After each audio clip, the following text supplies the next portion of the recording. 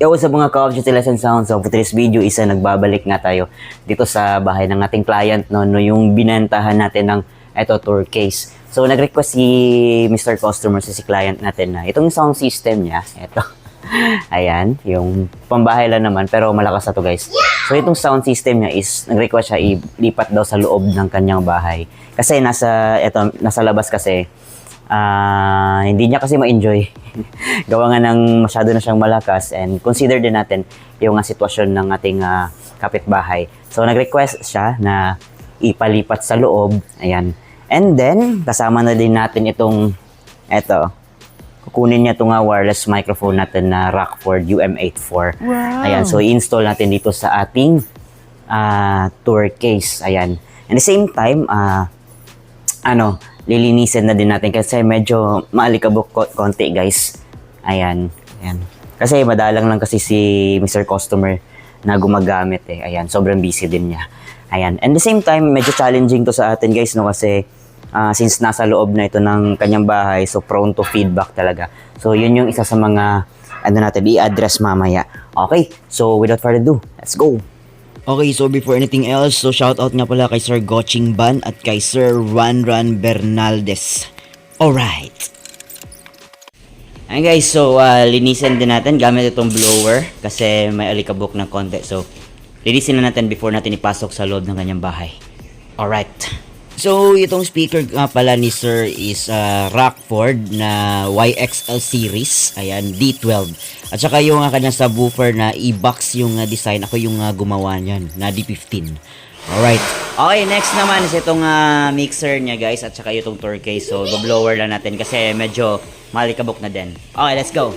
So, halos lahat talaga ng gamit ito ni Sir is puro Rockford yung brand kasi isang store lang naman yung binilhan niya dito. Mula mixer hanggang equalizer, crossover at lahat ng kanyang amplifier, Rockford yung brand niya. Alright. Okay, next, itong subwoofer naman. Ayan, punasan natin guys. Alright. And itong subwoofer niya na e-box yung design. So, tayo lang din na gumawa nito guys. Alright. Okay guys, so tapos na nga nating malinis itong ating mid-high, ayan. And then, say hi. Ayan, so tapos na nating malinis yan. And then, at saka itong ating tour case, at saka mixer. And then, itong ating subwoofer. So, pasok na natin sa loob guys, alright.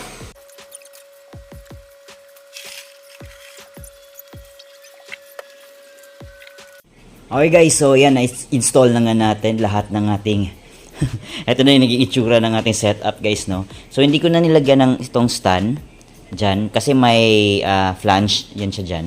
So hindi ko na nilagay kasi parang matatabunan na yung TV. Ayan. So ito lang yung setup natin, 2x2. Dalawang subwoofer and dalawang mid-high speaker. Alright? Hello! Yes! And then lastly guys, ito. Install din natin itong wireless microphone ni Sir Rockford UM84. So, hindi to sponsor guys Ayan, pero Rockford, yan, baka naman. Anyway, yan, install na natin to guys. Alright, ayan guys, so maganda din ang design nitong UM84 wireless microphone ni Rockford, no? Kasi nalalagay siya sa tour case. Okay guys, so na-install na lahat. Kasama din yung wireless microphone. So, turn on na natin guys. Unahin natin yung mixer. Yan. Alright. So, medyo may tama lang yung fourth channel niya guys. But, okay lang yan. So, yung wireless microphone natin naka-install lang dyan or naka-tap lang sa ating channel 1. Then, mamaya timplahin lang natin at kunin yung walang feedback. Ayan. So, naka-flat lang muna tayo sa EQ. Ayan. Pailawan na natin yung wireless microphone. Ayan. Alright. Ang gandang tingnan guys. Wow! Ayan yung amplifier.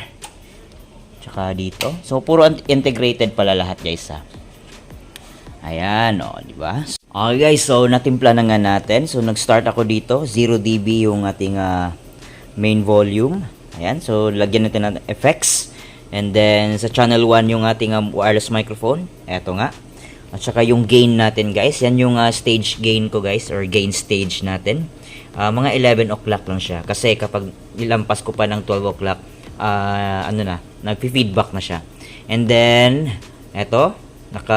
Halos flat lang kasi hindi ko pa alam kung sinong kakanta. Kaya flat ko na lang. Ayan, for standard na lang. And then effects, nilagay ko lang din sa 12 o'clock. So sila nang bahala kung dadagdagan nila o hindi. And then sa ating equalizer dito sa ating mixer, flat lang. So as much as possible guys, naka-flat lang talaga lahat. Wala akong binago sa frequency. Okay?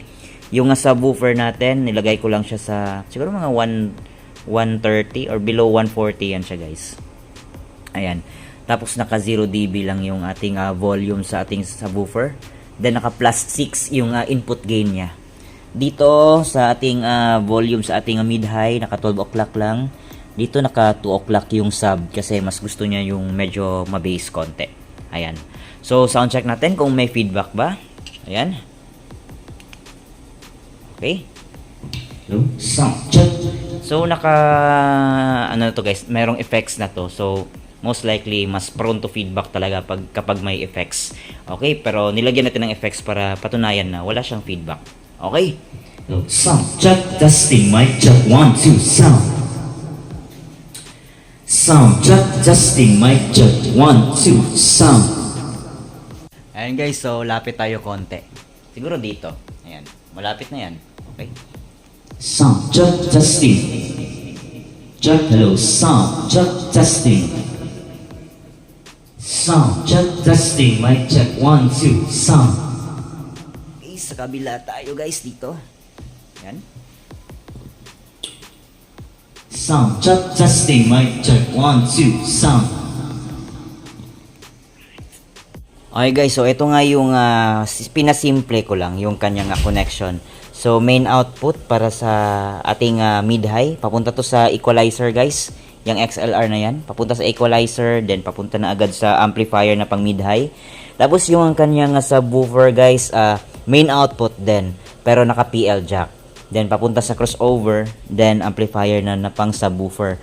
So ganyan yung ginawa kong setup kasi hindi kasi masyadong gamay ni sir yung setup natin. So para mas easy lang talaga sa kanya guys, isang pihitan na lang sa fader para sabay na yung tutunog ng kanyang mid-high and then subwoofer. So wala nang, kasi gusto ko sana sa sa auxiliary, pero masyado na kasing technical para kay sir. So ginawa ko para isahan na lang yung PL jack na main output para sa subwoofer natin. Ayan. So yun lang, mas easy siya. No, you don't. Okay. Sabi niya magbabayad pa ba daw. So sabi ko, hindi na. Bola lang yan. So, ayun, tapos ng setup, then uwi na tayo guys. Alright. Okay guys, so tapos na nga tayo at uwi na tayo ng bahay. So approve naman daw kay Ate CJ. So how's the sound check? Good? Yes. Alright. Ate CJ, good na? Is it good? Okay, so good na daw yung sound check natin dito guys. So, uwi na tayo. Alright. Hanggang sa susunod.